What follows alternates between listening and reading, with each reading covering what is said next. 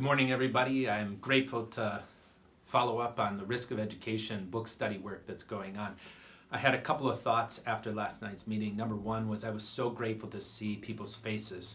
Your faces, that as I'm one of those, I scroll through and I look for the people that I know because it reawakens a past. It reawakens a path in which I've been put together with these people by the gift of God. And so I was so grateful to see your faces and to see faces of people that I've really grown to have a great affection for.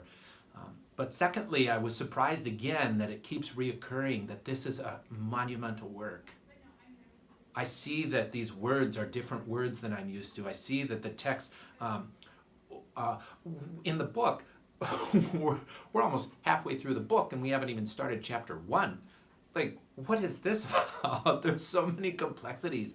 Things are different than I'm used to, but somehow I just have this certainty that this work is like changing me, and it's the thing that I realize we are so in need of in our world today. Being the feast of St. Francis, I realize that sometimes we're sent in ways where we don't know everything that's going to happen, and St. Francis had to change his idea of what it meant to rebuild the church. And so us too.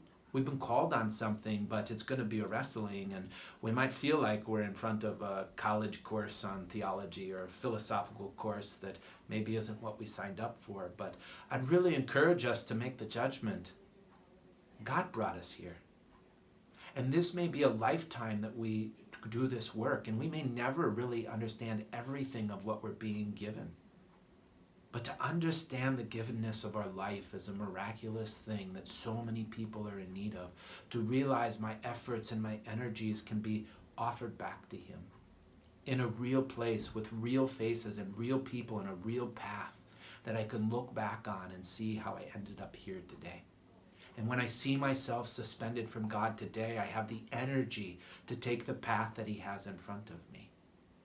And so I look forward to this journey with all of you. I encourage you to share what it is that's happening in your life with people that you meet, whether it be at work or within your family, people that aren't necessarily on the study group or maybe aren't in communion and liberation. Share your life. See what happens. Look in surprising places and be open, as St. Francis had to be open, to God changing what it was that he thought he was going to do. And instead of rebuilding a physical church, St. Francis was an instrument to rebuilding the people of God at his time. And you too are an instrument that God has chosen to rebuild his people in this day. But God doesn't do that without first choosing you, first giving you a place, and first changing the heart and mind of the one that he loves.